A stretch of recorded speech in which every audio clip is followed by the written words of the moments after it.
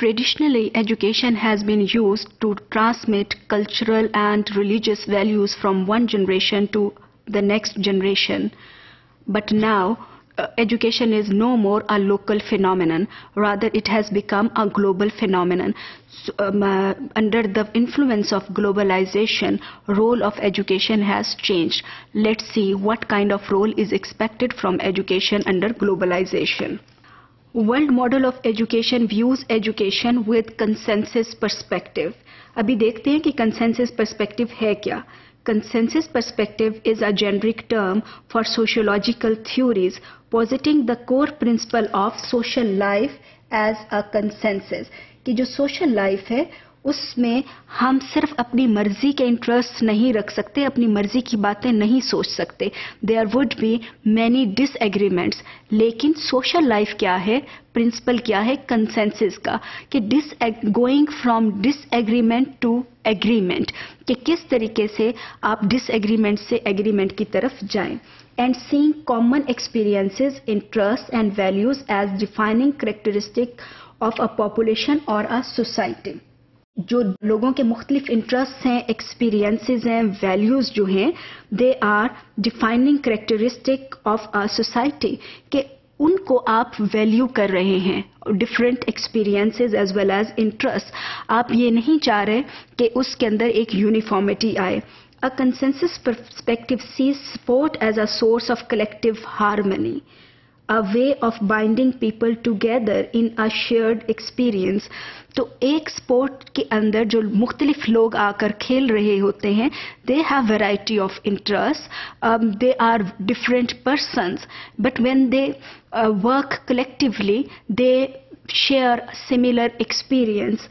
In sociological debates, consensus theory has been seen as in opposition to conflict theory. जो conflict theory है वो ये कहती है कि आप जो कुछ भी कर रहे हैं, दे आर पोल्स अपार्ट, उसमें कॉन्फ्लिक्ट है. लेकिन कंसेंसस थ्योरी ये कहती है कि there is harmony in whatever is happening in the society.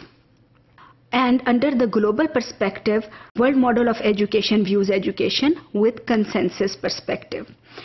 World model education should contribute to development of a country, economic growth of a country, most importantly democracy and rational thinking.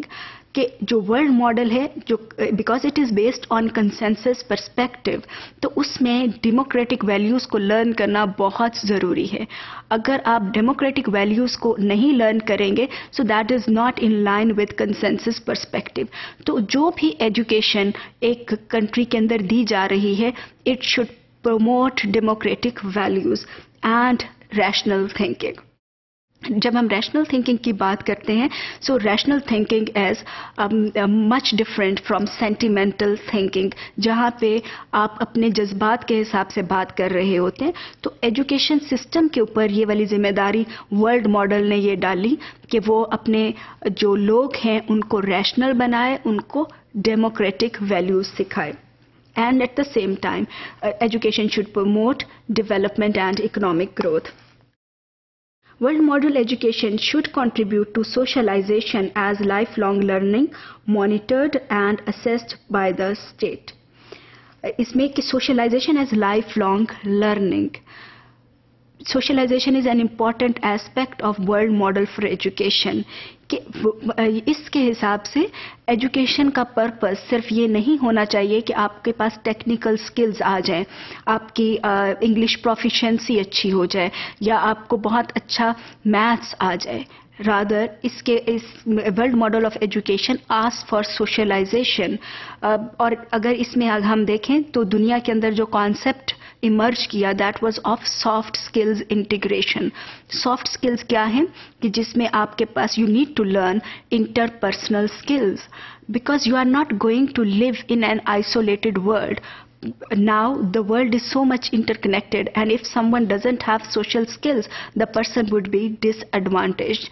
So overall जो world model of education है, it is based on consensus perspective, which includes a range of different dispositions, and socialization is an important disposition.